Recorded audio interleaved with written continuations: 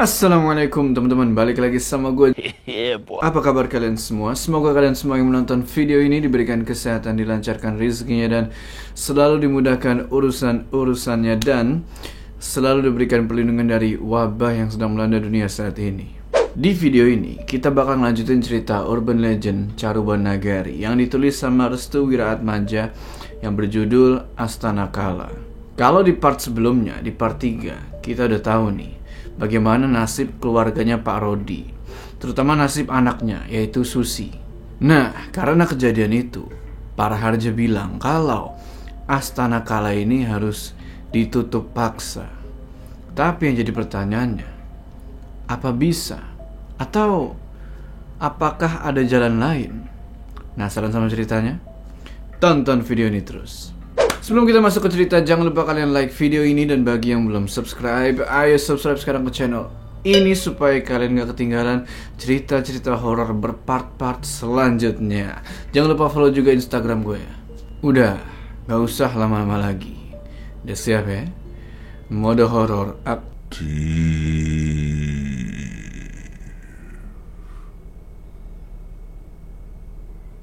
Ya, para Harja bilang Astana Kala harus ditutup paksa. Ditutup paksa gimana, Pak? Kita harus menghentikan pergerakan mereka karena korban akan sangat banyak berjatuhan. Bagaimana cara menutupnya, Pak? Pagar goib di dekat rumah Pak Rodi telah jebol. Aku akan memasangnya lagi. Tapi masalahnya, setiap memasang pagar itu, Lelayu akan menghalanginya. Apa karena ini kemauan dari Kala Gending buat balas dendam ke Bapak karena sudah membuka lahan ini? Kala Gending memang berperan dalam hal ini. Dia telah mengutus Lelayu untuk menghabisi keluarga di tanah Astana Kala. Itu artinya Kala Gending akan terus mencari korban-korban selanjutnya. Jika ada seseorang yang kedapatan masuk ke Astana Kala, pilihannya ada dua: mati atau mengorbankan penebusannya. Kejadian Sasa merupakan pilihan terberat Pak Rodi. Yukti, apa Lelayu itu masih ada di rumah Pak Rodi? Buku itu masih dipegang Mbak Susi. Artinya Lelayu masih ada di sana. Buku itu harus dihancurkan. Tidak akan bisa. Hengkara, Taraka, dan Yukti kaget ngedenger itu. Mereka bertanya-tanya ke para Harja, kok kenapa buku itu nggak bisa dihancurin?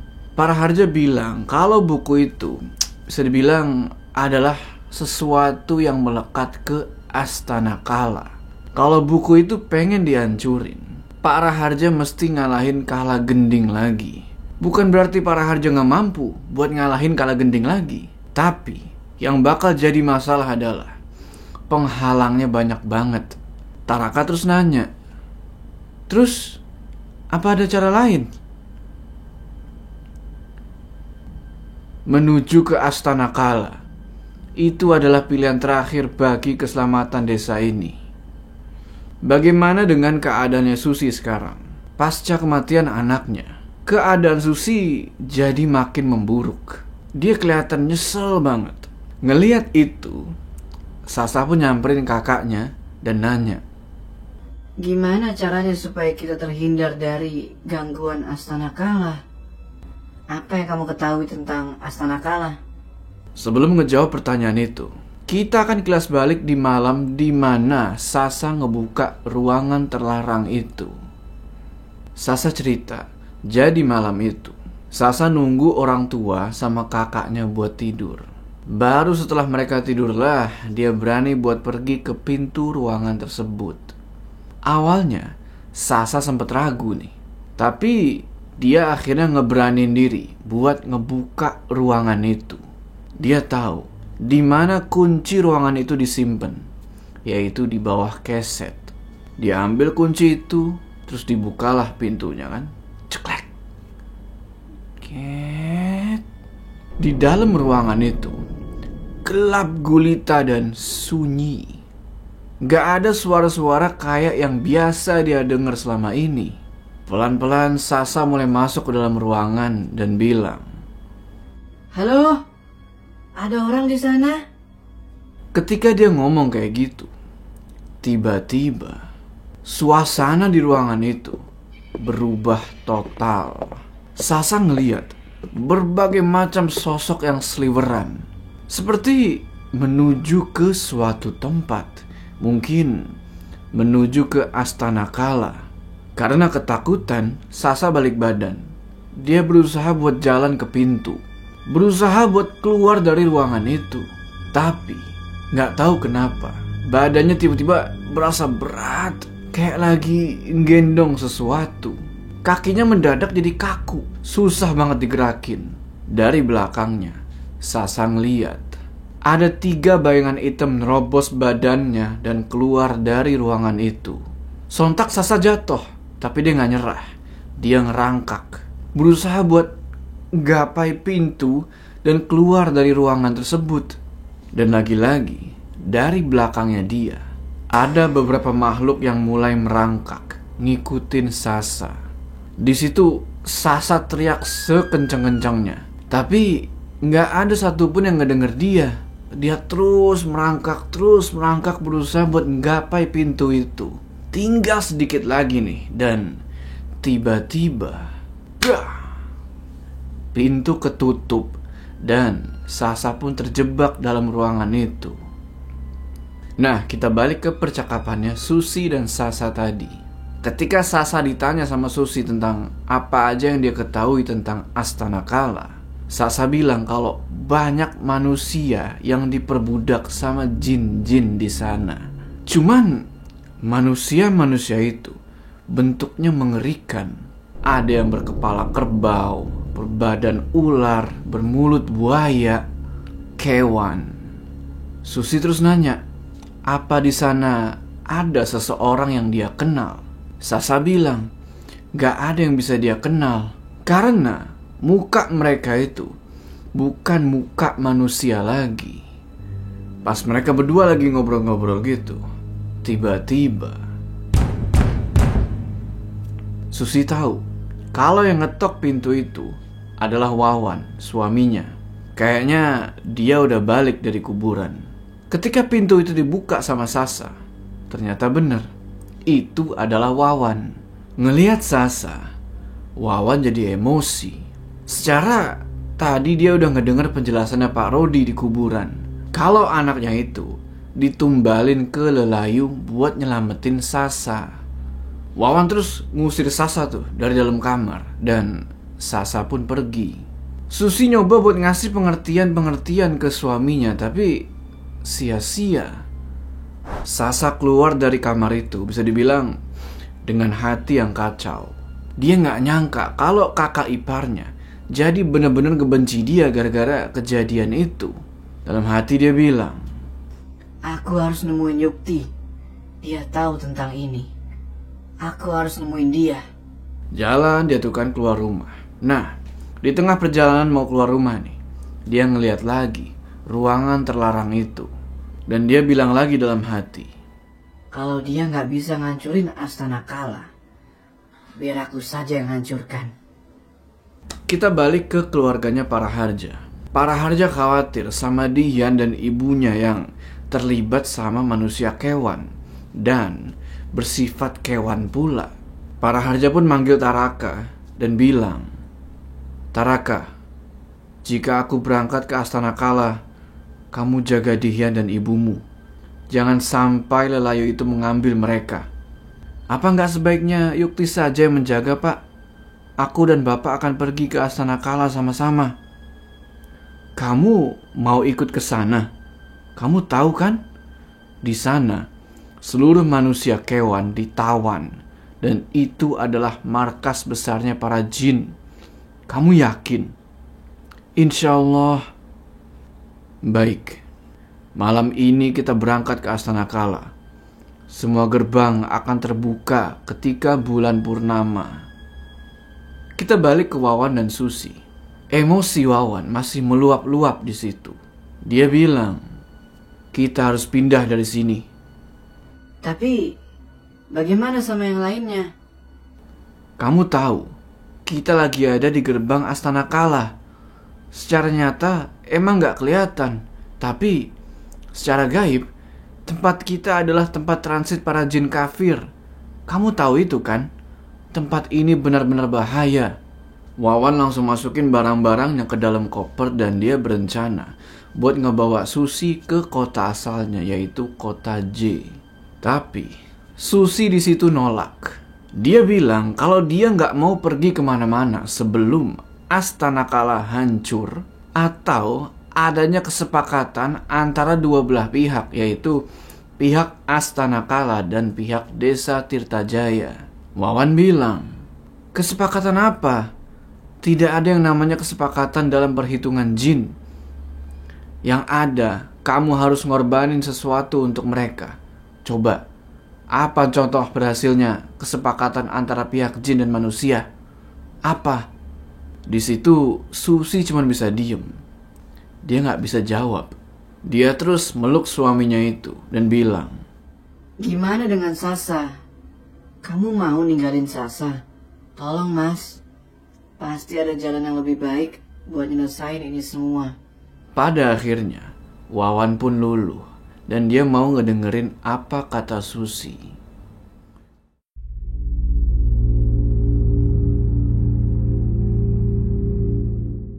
Malam harinya, para Harja dan Taraka pun bersiap-siap buat pergi ke Astana Kala.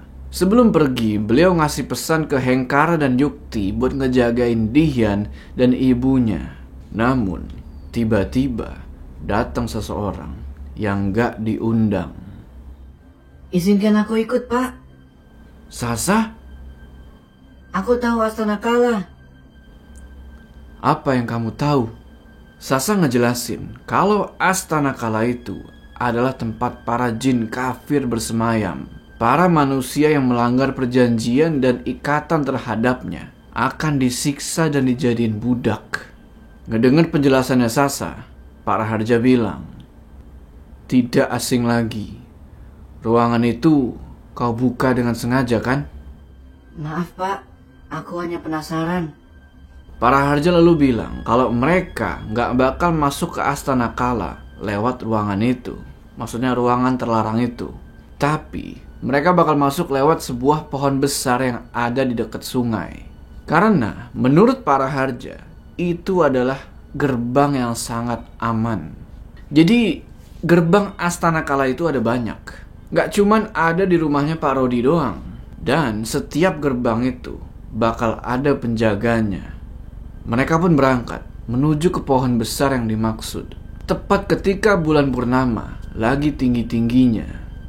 Di situ para Harja bilang kalau jasad mereka gak bisa berangkat ke Astana Kala.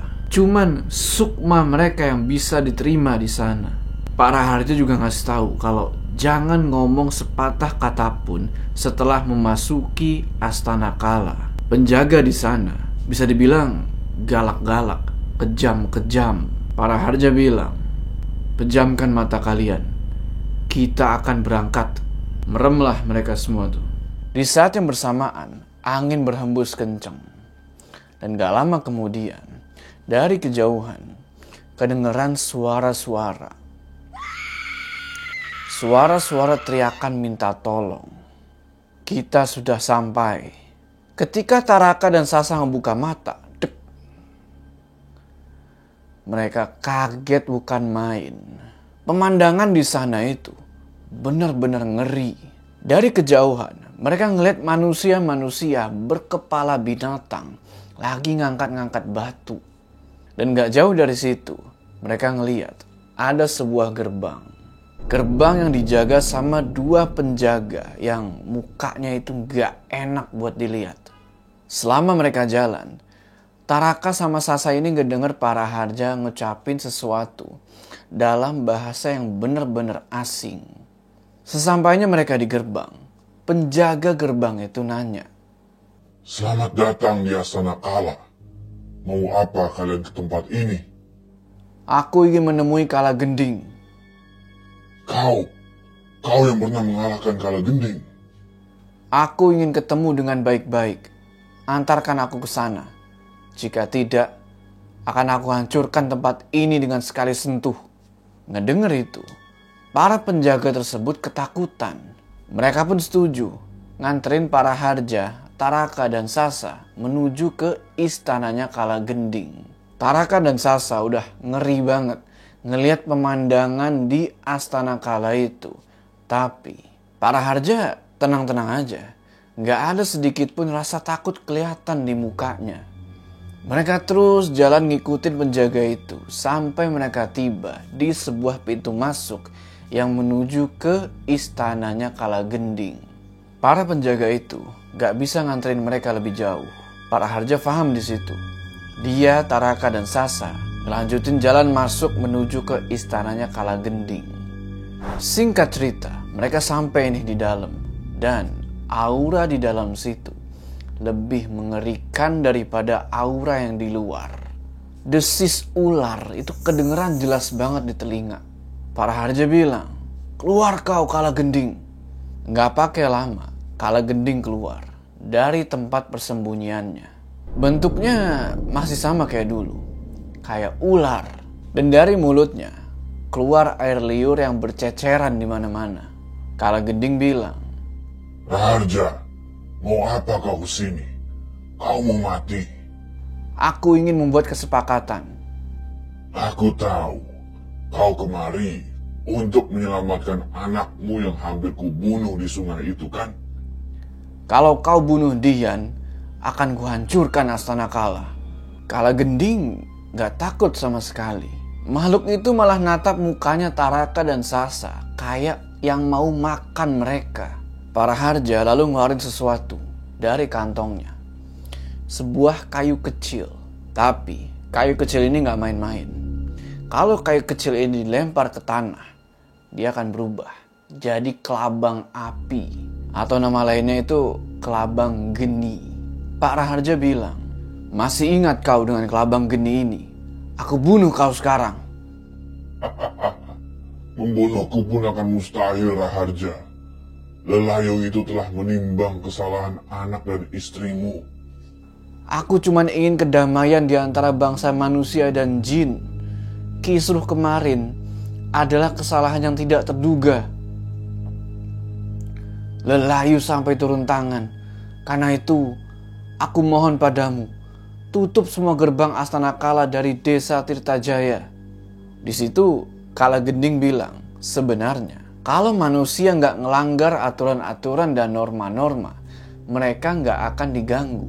Sama seperti misalnya ketika manusia-manusia itu ngerusak alam, itu semua bakal berdampak ke Astana Kala. Taraka dan Sasa cuma merhatiin Kalagending sama para Harja lagi ngomong. Mereka berdua nggak berani ngomong apa-apa. Kalagending bilang lagi, kalau oke, Dian sama ibunya nggak bakal dibawa ke Astana Kala dan dijadiin budak. Tapi hukuman buat mereka berdua bakal tetap ada. Yaitu Dian dan ibunya bakalan jadi gila. Para Harja nanya, "Apa bisa sembuh?" Dia akan sembuh. Tapi itu akan makan waktu yang sangat lama. Para Harja agak lega ngedenger itu. Pikir beliau, selama masih ada kesempatan buat sembuh, ya udah nggak apa-apa. Yang penting jangan sampai jadi budak di Astana Kala. Kalagending bilang lagi, Tapi gerbang Astana Kala tidak akan pernah ditutup sampai hari kiamat tiba. Kami sedang mengumpulkan banyak manusia untuk menemani kita di neraka. "Baik, itu hakmu. Kita sepakat untuk tidak melanggar aturan yang kita buat."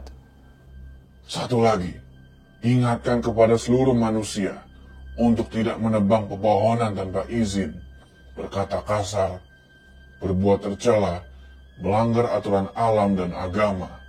Nggak dengar ucapannya Kalagending, Pak Raharja cuma diem. Dan dia ngangguk, tanda faham. Jaga baik-baik pesan ini. Setelah itu, para Harja, Sasa, dan Taraka pun pamit dari hadapannya Kalagending. Para Harja bilang ke mereka berdua, "Taraka, Sasa, ingatkan kepada siapapun tentang ini.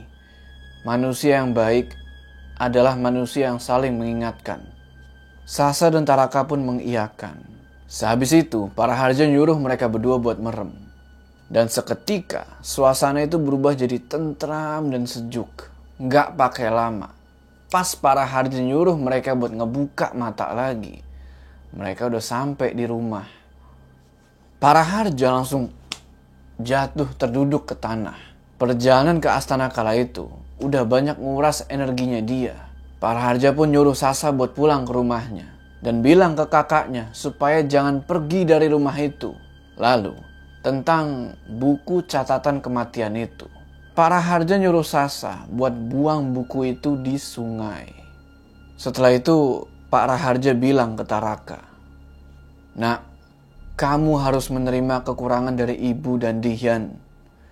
Mereka memang bagian dari manusia kewan, tapi semua akan berlalu dan sembuh seperti semula. Mereka akan jadi gila, tapi akan sembuh. Perbanyak doa, dan jangan lupa dekatkan diri kepada Tuhan." Dan bener aja, ketika mereka masuk ke dalam rumah, mereka ngeliat Dihyan dan ibunya ini udah jadi orang yang kayak nggak waras. Kadang ketawa sendiri, nangis-nangis sendiri, terus ngomong sendiri. Sasa pun balik ke rumah, dan di ruang tamu, Wawan, Pak Rodi, istri Pak Rodi, dan Susi udah nungguin dia. Mereka kebingungan nyariin Sasa karena dari tadi dia hilang gak tahu kemana. Sasa bilang ke mereka kalau sekarang keadaan udah aman. Perjanjian sama Astana Kala udah dibuat. Selama mereka gak ngelanggar perjanjian itu, mereka bisa hidup nyaman dan tentram lagi. Semuanya bersyukur di situ dan Wawan pun kelihatan udah bisa menerima Sasa lagi. Ditemenin sama Susi dan Wawan, Sasa buang buku itu ke sungai sesuai dengan perintahnya para Harja. Dengan begitu, ikatan Susi dan Nelayu itu terputus. Susi dan Wawan pun mutusin buat gak jadi pergi dan tetap tinggal di rumahnya Pak Rodi. Keadaan Yukti baik-baik aja. Dia cuma gak mau ketemu lagi sama yang namanya makhluk-makhluk Astana Kala kayak Wirangon itu. Apalagi sosok Lelayu. Satu hal yang perlu diingat, manusia kewan itu banyak banget di dunia ini. Dan Astana Kala udah siap buat ngejemput mereka semua. Astana Kala itu gak cuman ada di desa Tirtajaya aja, tapi masih banyak wilayah-wilayah Astana Kala lainnya yang kita gak tahu. Apakah tempat di mana kita tinggal termasuk dalam wilayah Astana Kala? Jangan sampai kita termasuk salah satu dari manusia kewan.